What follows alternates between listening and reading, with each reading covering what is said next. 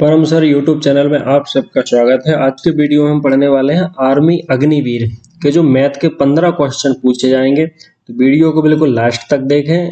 ये है हमारा पार्ट 2। इसमें हम केवल 5 क्वेश्चन सॉल्व करेंगे और ऐसे हमने 3 पार्ट बनाए हैं, तो तीनों वीडियो को आप हमारे चैनल पर देख सकते हैं। चलिए, इसमें पहला प्रश्न हम देख सकते हैं कि प्रत्येक भुजा में 20% वृद्धि करने पर इसके क्षेत्रफल में कितने प्रतिशत वृद्धि होगी। तो देखिए दोस्तों, भुजा में हो रही 20% की वृद्धि और क्षेत्रफल में वृद्धि पूछ रहा है, तो इसको हम ऐसे कर सकते हैं। आपको ट्रिक याद रखना है, x plus y plus x गुणा वाई बटे 100। देखो 20 की वृद्धि है तो प्लस के 20 हमें लेना है, प्लस 20 गुणा 20 बटे 100। अगर ये कमी होती तो माइनस के 20 लेते, -20 माइनस के 20 गुणा -20 बटे 100। वृद्धि है तो हमने प्लस के लिए, तो 20 और 20 हो जाएंगे यहाँ पे 40। और ये देखिए दोस्तों, 0 से हम 0 काट देंगे, 2 दूनी 4। तो इस तरह जो वृद्धि आ जाएगी वो 44% की वृद्धि आ जाएगी। तो आपको ये फॉर्मूला याद रखना है, x plus y plus x गुणा वाई बटे 100। चलिए अगला प्रश्न हम देखते हैं कि गाड़ी के पहिए की त्रिज्या दी है। तो आप देख सकते हैं गाड़ी का एक पहिया है, उसकी त्रिज्या दे रहे हैं 0.25 मीटर और 11 किलोमीटर की दूरी तय करने में एक पहिया कितने चक्कर लगाएगा। एक काफी इंपॉर्टेंट प्रश्न है, चक्करों की संख्या यहाँ पे पूछी है।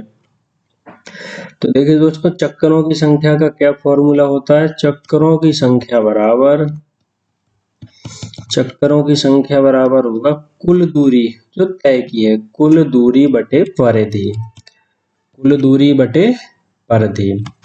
तो कुल दूरी हम देख सकते हैं 11 किलोमीटर है। परिधि का फॉर्मूला होता है 2 पाई आर।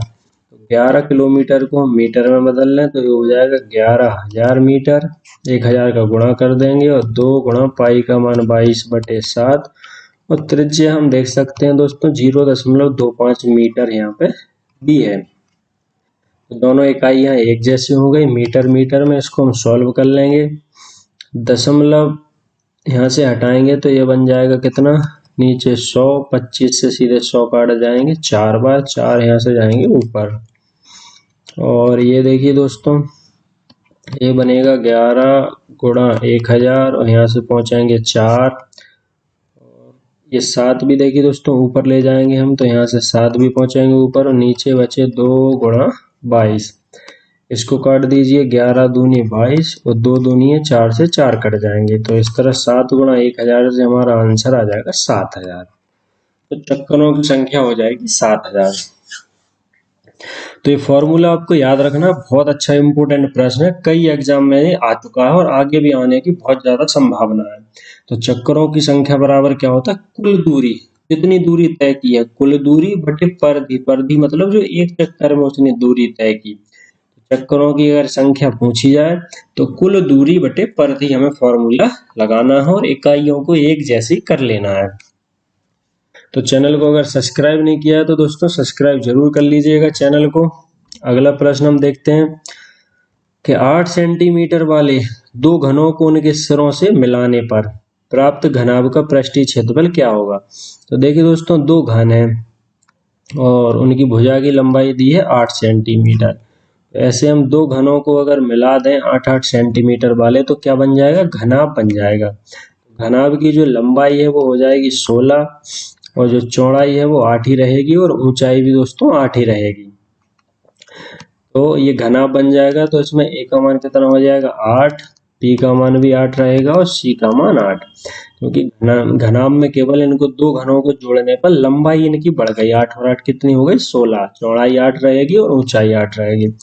इसमें हम देख सकते हैं घनाभ का पृष्ठीय क्षेत्रफल पूछा है। घनाभ का संपूर्ण पृष्ठ का हमें फॉर्मूला यहाँ पे लगाना है।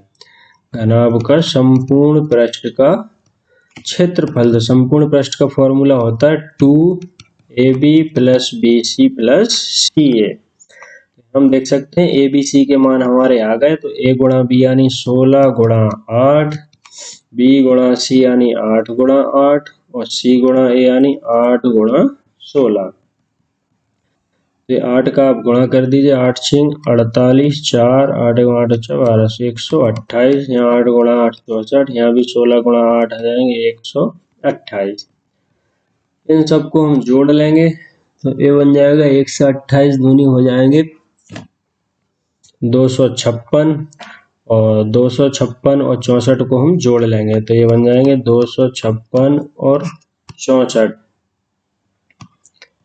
320। यहाँ से आए हमारे 320, 2 का हम गुणा कर देंगे तो यहाँ से आंसर आ जाएगा 640।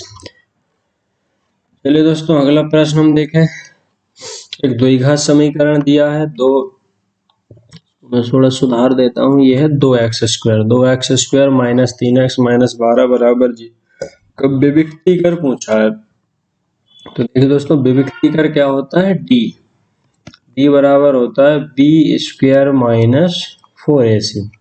अब जो द्विघात समीकरण का मानक रूप है, तो मानक रूप से हम इसकी तुलना करेंगे। मानक रूप होता है ax² प्लस bx प्लस का c बराबर 0। तो मानक रूप से जब हम इसकी तुलना करेंगे तो देखिए दोस्तों मानक रूप में है ax² और यहाँ है 2x², यानी a का मान कितना है 2 है, और यहाँ हम देखेंगे b का मान कितना है, तो bx है माइनस के 3x, तो b का मान है माइनस के 3 और c की जगह कितना है माइनस के 12। तो इस तरह हम द्विघात समीकरण के मानक रूप से तुलना कर लेंगे जो हमें समीकरण दिया है, तो a b c के मान आ जाएंगे। अब विविक्तीकर पूछा है, देखिए दोस्तों d का मान, तो d बराबर फॉर्मूला आपको याद होना चाहिए b² माइनस 4ac। तो b का मान है -3 का वर्ग कर देंगे, 4 गुणा a का मान 2, c का मान माइनस के 12, तो 3 का वर्ग 9 और माइनस माइनस का गुणा होगा तो प्लस आ जाएगा, 4 दूनी 8 और 12 अट्ठे 96, इसमें 9 हम जोड़ देंगे, इस तरह हमारा विविक्तीकर आ जाएगा 105। तो आंसर हो जाएगा 105। चलिए दोस्तों अगला प्रश्न है, यदि tan a का मान दिया है 3/4 तो sin a cos a का मान क्या होगा। तो इसमें हमें देखना है कि tan a का मान दे रहा है 3/4, तो आपको दोस्तों पता होना चाहिए लाल बटे कक्का। लाल बटे कक्का की एक ट्रिक है, इसमें जो पहली ज्यामिति है वो साइन की है, फिर कॉस की है और फिर टेन की है। ऐसे ही नीचे जो बनती है वो कॉसेक, सेक और कॉट। देखिए दोस्तों टेन आया है तो टेन का अनुपात क्या होता है, एल बटे ए। तो हम देख सकते हैं कि लाल बटे कक्का आपको याद रखना है। लाल बटे कक्का से इनके अनुपात आप बना सकते हैं, भुजाओं के अनुपात।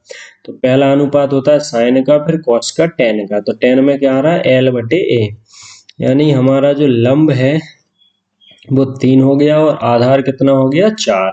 अब हमसे जो मान पूछा है वो पूछा है साइन ए और कॉस ए का।